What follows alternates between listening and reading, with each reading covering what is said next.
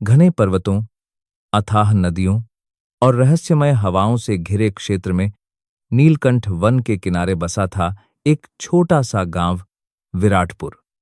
यह गांव जितना शांत था, आप करतूर की पूर पर गांव, उतना ही रहस्यमय भी।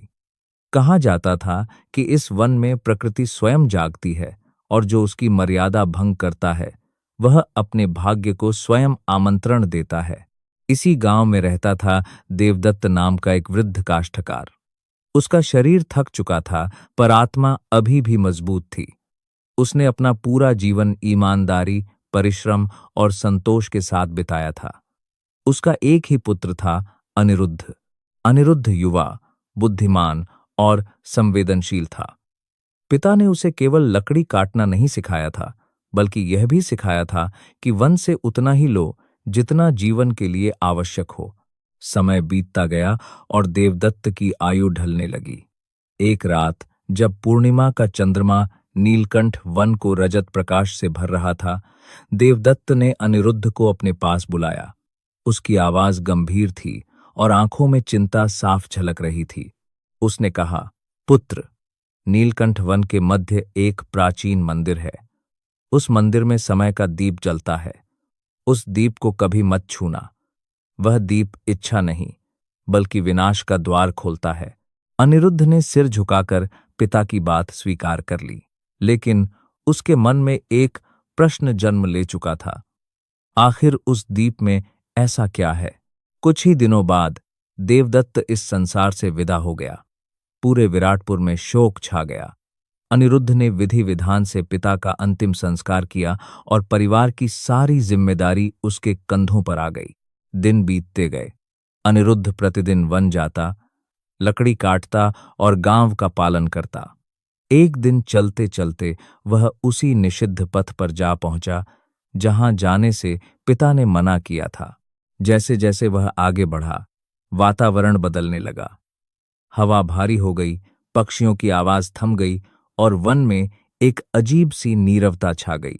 तभी उसने देखा, पत्थरों से घिरा एक प्राचीन मंदिर और उसके भीतर जलता हुआ एक दीप जो बिना तेल के जल रहा था।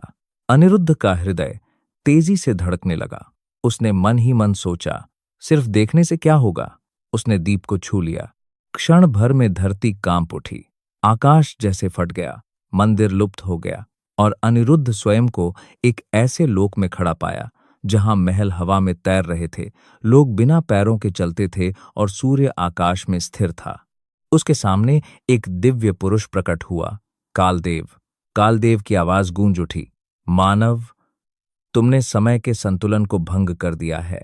अनिरुद्ध भयभीत हुआ, लेकिन झुका नहीं। उसने साहस जुटाकर कहा, यदि मुझसे अपराध हुआ है तो प्रायश्चित का मार्ग भी बताइए। कालदेव मुस्कुराए, यदि तुम 3 परीक्षाएं पार कर लो तो न केवल अपने समय में लौट सकोगे, बल्कि संसार को भी बचा सकोगे। पहली परीक्षा करुणा की, दूसरी परीक्षा लोभ की, तीसरी परीक्षा अहंकार की। पहली परीक्षा में अनिरुद्ध ने एक घायल सिंह और एक भयभीत हिरण को देखा। सिंह ने मृत्यु मांगी, हिरण ने जीवन। अनिरुद्ध ने दोनों में भेद नहीं किया। उसने सिंह के घावों पर मरहम लगाया और हिरण को सुरक्षित मार्ग दिखाया।